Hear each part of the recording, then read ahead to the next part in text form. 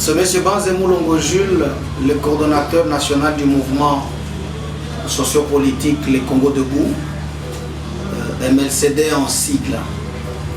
Je voudrais un peu ici fixer l'opinion tant nationale qu'internationale sur ce qui s'est passé le mercredi de 19h à 23h.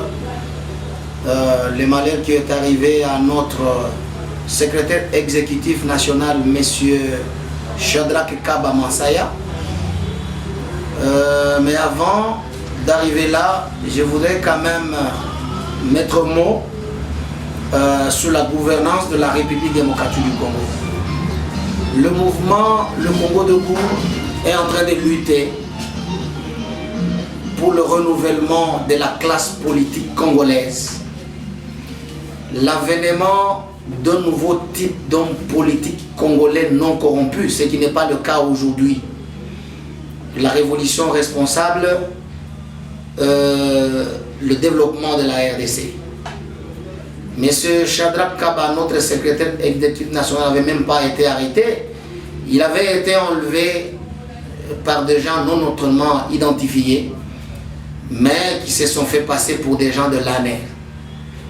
De 19h, on l'a amené en scellé, où il a été relâché à 23h. Beaucoup de questions lui ont été posées. Est-ce que le coordinateur national Jules Banzé Moulongo a déjà rencontré le Raïs? Mais le Raïs Joseph Kabila Kabange est un Congolais comme nous autres, comme Félix Tshisekedi, comme Fayoulou, comme Moïse Katumbi. Et pourquoi je ne peux pas le rencontrer? Il a été fait état à Shadrack Kaba comme quoi le coordinateur national Jules Banzé Moulongo est en train de mobiliser le Kadogo pour faire tomber le pouvoir en place. Nous nous sommes dit, écoutez, nous sommes en train de lutter pour un changement radical de la République démocratique du Congo. C'est ici le moment d'interpeller la communauté internationale que le membre du mouvement Le Congo Debout, surtout ses autorités, sont en train d'être traqués de partout. Mais nous ne cesserons pas de revendiquer le bien-être du peuple. Ça, nous le promettons. Malgré les intimidations, malgré tout ce qui doit être fait, au risque et péril, le mouvement Le Congo Debout, qui est aujourd'hui installé dans 22 provinces sur 26 de la RDC, et qui travaille avec la diaspora congolaise dans 30 pays, ne fléchira pas. Nous avons dit autrefois, on nous a posé la question, est-ce que le Congo Debout aura son candidat président de la République? Nous avons dit que c'est encore trop tôt. Bientôt, l'année prochaine, nous allons fixer l'opinion, tant nationale qu'internationale, du plan d'action du mouvement Le Congo Debout. J'interpelle le pouvoir en place de ne pas oublier le principe de la liberté d'expression. Le mouvement Le Congo Debout est en train de s'exprimer. Si on s'exprime contre le président de la République, et donc ça devient un problème. Si on s'exprime contre Moïse Katumbi ou contre Fayoulou ou contre Joseph Kabila, cela n'est pas un problème. Mais le Congo ne doit pas être gouverné comme ça. On ne gouverne pas par des oreilles, mais on gouverne par de pensées, par de programmes bien fignolés. Je voudrais appeler nos frères de l'autre côté du pouvoir de ne pas gouverner par des oreilles, mais de gouverner par de programmes bien fignolés, de gouverner par l'intelligence. Ce que nous sommes en train de dénoncer, par exemple, s'il faudra dépenser 27 millions de dollars pour acheter des véhicules aux députés et que le Rwanda a mis en place des usines à 21 millions de dollars, vous voulez que nous ne puissions pas parler sur ça? Sur l'usine de traitement de l'eau au Rwanda a été montée avec 5 millions de dollars, l'usine de traitement du coltan a été montée avec 16 millions de dollars, ça fait 21 millions de dollars. Mais pour acheter des jeeps aux députés, on en a perdu 27 millions de dollars. Et vous voulez que nous puissions nous taire? Si on s'était, le Congo tardera à avancer. Et donc Magufuli a monté une usine de fabrication de tomates concentrées à 5 millions de dollars. Voyez-vous, 5 millions de dollars. Mais nous achetons de la tomate aujourd'hui concentrée qui vient du Portugal, qui viennent, je ne sais pas moi, de l'Italie. Mais qui nous a interdit de les faire? C'est une question du leadership. Nous sommes en train de lutter qu'un nouveau type d'homme politique congolais puisse voir les jours en République démocratique du Congo. C'est pour ça on doit nous mettre à mort. Nous avons déjà notre aval. Nous avons déjà donné notre aval pour mourir. Ça sera pour l'intérêt du musée Laurent Désiré Kabila. Notre père idéologique est déjà mort. D'ailleurs, on a promis à Shadrack Kaba qu'on va le tuer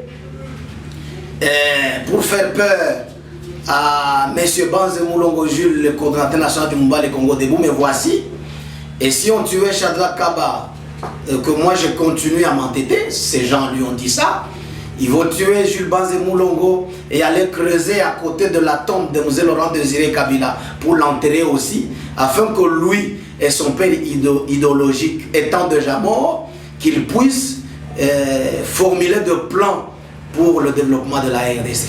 Écoutez, on n'a pas peur de la mort. Est-ce que ceux qui meurent chaque jour à Beni, ceux qui meurent chaque jour à Rutshuru, bon, c'est parce qu'ils ont critiqué le chef de l'État, c'est parce qu'ils ont dénoncé la mauvaise gouvernance. On peut tomber un jour dans sa salle de bain, on cogne la tête. Je ne sais pas moi à quoi dans la salle de bain on meurt. Ce que nous voulons dire que nous n'avons plus peur de la mort. La seule chose dont nous avons peur, c'est le chaos du Congo. C'est le sous-développement du Congo. D'autres pays sont en train de se développer. Mais nous perdons des millions dans des voyages. Nous perdons des millions dans des futilités. Nous perdons des millions dans des fêtes. Et nous allons chercher des millions en Israël. C'est inadmissible. C'est inadmissible. C'est inadmissible dans ce pays. Et donc, tout ce que nous sommes en train de dénoncer, nous sommes dans le droit de le faire. Parce que le pays aujourd'hui est mal géré. On nous a dit qu'il y a maintenant beaucoup de millions à la Banque centrale.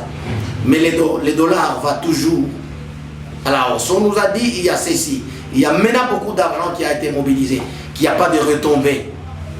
N'est-ce pas? Le panier de la ménagère reste la même. Mais où part cet argent? Vous comprenez? Et voyez-vous? Et donc tout ce que Shadrack Kaba est en train de dénoncer sur la gratuité de l'enseignement, sur l'accueil du chef de l'État à l'aéroport d'Ndjili, comme quoi il y a l'imoboutisme qui rentre en force. Donc, j'aimerais dire à nos voisins de l'autre côté d'accepter les critiques. C'est du choc d'idées que jaillit la lumière. Et donc, nous ne critiquons pas Félix Tshisekedi en tant qu'individu et fils de Tshisekedi le père, non. Nous critiquons la gouvernance. Si Félix Tshisekedi n'était pas président de la République, on n'allait pas le critiquer, on n'allait pas critiquer sa gouvernance. Mais lui, en tant qu'individu, c'est notre frère. Mais c'est sa façon de gouverner. C'est ce que nous avons dit à Joseph Kabila dans le temps, que les gens qui sont venus à côté de lui et l'ont mis dans le gouffre, ils l'ont enquisté, ils l'ont mis dans la tour d'ivoire, qui ne savait pas faire le contrôle de sa gouvernance. C'est ce qui arrive aujourd'hui. Ce que nous avons décrié hier et ce qui arrive aujourd'hui. Des fois, on nous dit, ce que nous faisons aujourd'hui, ce que le président de la République fait, c'est ce que Kabila fait. Moi, je pose la question, alors, quel est le changement que vous avez apporté? C'est que c'est du bonnet blanc et du blanc bonnet. Donc, il n'y a pas eu de différence. Nous, on croyait que l'avènement du président Félix Tshisekedi, c'est maintenant le changement. Mais nous avons compris que c'est loin d'être arrivé. C'est pourquoi le Congo debout est en train de militer aujourd'hui pour le renouvellement de la classe politique. L'avènement de nouveaux types d'hommes politiques congolais non corrompus. Parce qu'aujourd'hui, la corruption même atteint le Parlement, même des grandes institutions de la République. Et donc, nous nous disons, nous n'allons pas nous taire. Nous continuons à lutter pour le peuple jusqu'à ce que le Congo change. J'appelle tous les militants du Congo debout, partout où ils se trouvent en province, de se mobiliser pour une cause noble. Nous ne luttons pas derrière des individus, mais nous luttons pour qu'un jour, le relèvement de la République démocratique du Congo soit une réalité. Et ce message doit être véhiculé partout. Nous serons partout dans le Congo profond. Ce n'est pas l'arrestation de votre secrétaire général, M. Shadrack Kaba, qui fera peur à tout le monde. Bon, nous avons déjà cessé d'avoir peur il y a longtemps, mais nous continuons à travailler à travers l'idéologie de M. Laurent Désiré Kabila, de ne jamais trahir le Congo. M. Laurent Désiré Kabila, dans un de ses discours, a dit: aujourd'hui, on est en train de chercher de l'argent ailleurs. On est en train de chercher du développement dans d'autres pays. On est en train de chercher le paradis dans d'autres pays. Mais le paradis, nous pouvons le créer en République démocratique du Congo parce que nous avons tout. C'est ce qu'avait dit M. Laurent Désiré Kabila. C'est comme ça on l'a vu. Dieu, il a dit: nous avons tout ici. Imaginez que la Banque mondiale nous prête 8 millions de dollars. Mais comprenez ça? 8 millions de dollars, si on les divise par, à Kinshasa ici, par 10 millions d'habitants. 8 millions de dollars divisé par 10 millions d'habitants. Donc chaque Congolais va contribuer avec moins de 1 dollar.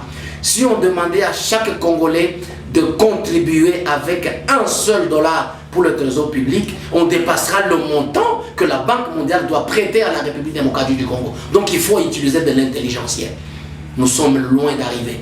Nous allons nous battre jusqu'à ce que le Congo change. Merci beaucoup.